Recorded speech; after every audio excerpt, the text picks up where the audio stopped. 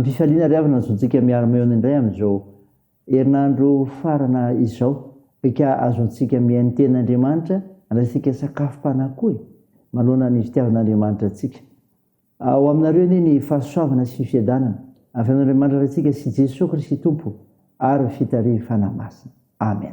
Sabotsy 12 Jolay 2022 manjina revitra hoe olom-boantso mipy. Andeha riavana idera sy ankalazan'Andriamanitra isika. Andeha misaoran'i Jehovah ianareo rehetra mpanompon'i Jehovah izay mitoetra ala ao an-tranon'i Jehovah. Manandrata ny tananareo amin'ny fitoerana masina ka misaoran'i Jehovah sy hitano avy an'izy ny Jehovah mpanao ny lanitra sy ny tany. Amen.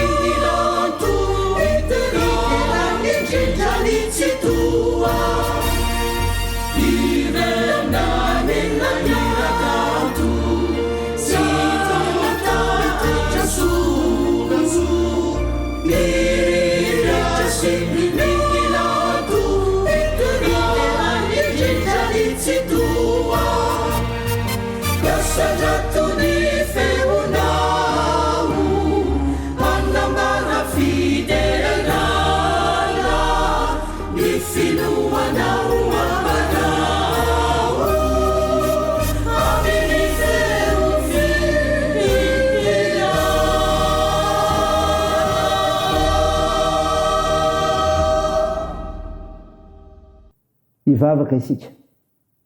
Andriamanitra mampalala sy mampiaina ny olom-boantso ny sitraponao ianao. Mankalaza sy midera me voninahitra inarinao masina izay. Tompo, mahatsiaro teny izay fampanota, koa mandohalika anatrehana ianao, miaiky ny fahadisoanay. Mamindrafo amin'ny ary mamela andelikay.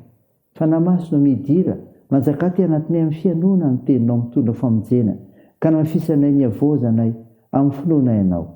Naran'i Jesosy Kristy Tompo naovanay izany mivavaka izany. Amen. Riavana malala nofinaina ho antsika amin'ny tinoitia, toy hitantsika ao amin'ny epistily voalohany soratan'i Paoly ho an'ny Tesalonianina. Tesalonianina voalohany 4 ny 1 ka hatramin'ny 5. Mivaky toy izao anaran'i Jesosy. Ary farany rahalahy, mangataka aminareo sy manaantry nareo ao amin'i Jesosy Tompo izahay, mba ho araka nandraisanareo taminay izay mety andehananareo sy anaovanareo ny sitrapon'Andriamanitra, dia araka ny andehananareo ihany no itombonareo bebe koa. Fa fantatrareo ny didy nomenay anareo avy tamin'i Jesosy Tompo. Fa izao ny sitrapon'Andriamanitra dia nanamasinana anareo, mifadianareo ny fijangajangana, mba samy ahafantatra izay ahazonareo ny fanaky ny tenanareo avy amin'ny fahamasinana sy ny voninahitra. Tsy amin'ny filana fotsiny, tahaka ny jetilisa izay tsy mahalala an'Andriamanitra, mba tsy hisy hanao saina ifetsy miralany amin'izany, fa ny Tompo no mpamaly ny amin'izany zavatra rehetra izany. Toy ny lazainay sy nambaranay taminareo rahateo. Fa Andriamanitra tsy niantso antsika ho amin'ny fahalotoana fa amin'ny fahamasinana. Koa izay mandà dia tsy olona ny lava, fa Andriamanitra izay manome anareo ny fanahy masina. Amen. Ray masino, manamasinana ny fahamarinana, ny teninao ny fahamarinana. Amen.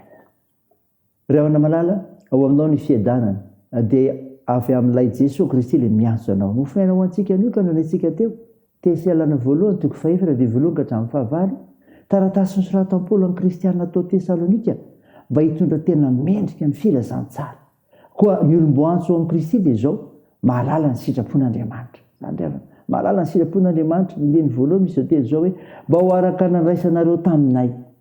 Fony tany Tesalonika i Paoly apôstôly dia nampianatra ny fiangonana ny sitrapon'andriamanitra. Niraisin'izao tsara zany. Ary araka ny maha-apôstôly Kristy azy no nampianaran'ny Paoly zany.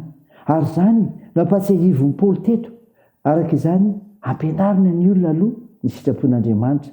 Ary sendra manadino izany izy dia ampatsiahivony indray fa efa nisy fampianarana mena azy. Ny olona efa nandre ny sitrapon'andriamanitra no ampatsiahivony izany indray mba hifanaraka amin'ny fampianaran'i Jesosy Kristy tokoa ny fahalalana voarainy olona. Zany riavana.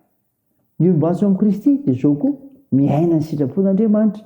Miaina ny sitrapon'andriamanitra mba tsy hisy anao saina hifetsiny rahalahiny amin'izany ny andiny fahiny. Tamin'ny andron'ny Paoly riavana, ny mponina tao Tesalonika dia tsy nalala an'Andriamanitra. Maro ny lona atao anatin'ny fanompontsampy. Tamin'izany fanompontsampy izany no nisian'ireo firaisana ara-no fivela amin'ny fanambadiana. Nananatra ny kristianina tsy hanao izany ny apôstôly. Anary ny mpino kristianina mba hiala amin'ny toetra tahaka izany fa hanana kosa fahamasina mpitondran-tena eo anatrehan'ny tompo.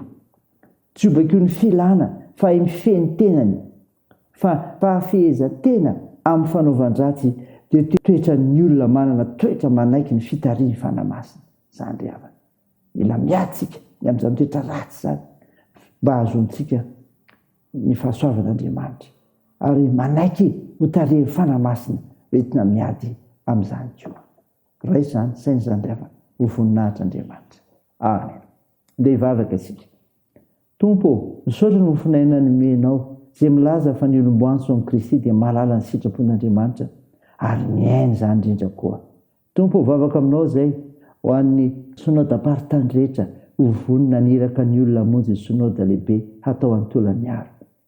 Mivavaka izay ho an'ny tompona anjara sy ny vahoaka an'Andriamanitra hiatika fambavahana rapitso. Tompo, manolo tena ho anao izay ary manaova izany koa ka miaraka aminao ny anom-piainay rehetra dia tahiny firoan-tenanay ho anao ny fiainana ny famonjena dia ny teninao Andriamanitra nataonao anay. Tahiny firenanay Tompo, iasaony nosonay ho maro ireo manandraikitra amin'ny fitsaboana ka nasitrahanareo marary rehetra mila ny vavakay. Ampirezanao ireo manamanjo, anohanareo mareo sikolona ihany koa ary aminjenao ireo mahantra sy sahirana sy zovanao ireo any ampigadrana. Tahiny ny asa sy ny fihazakazahana ny fianarana fikasanay rehetra. Ny vavakay dia ataony amin'ny anaran'i Jesosy Kristy mpanavitra ilay fanitsangana tamaty ary efa nampiombona anay amin'ny vavaka manao hoe: Ranay eo izay ny an-danitra, ao masina ny anaranao, ho tonga anie ny fanjakanao, atao anie sitraponao etsy an-tany ho tahaka ny an-danitra.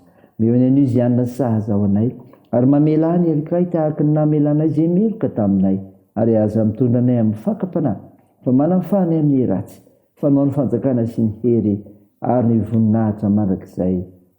Amen. Raisa finoana riavana ny tsodrana tolotra anao amin'anaran'i Jesosy Kristy. Ho amin'ny havana rehetra iray finoana ny fiadanana sy ny fitiavana mba fitokina avy amin'Andriamanitra raisy Jesosy Kristy Tompo. Ny fahasahoan'Andriamanitra ny omba izay rehetra tian'i Jesosy Kristy Tompontsika amin'ny fitiavana tsy mety lefy. Amen. Teo n'Andriamanitra irery ny voninahitra amin'ny anaran'ny Ray sy ny Zanaka ary fanahy masina. Amen.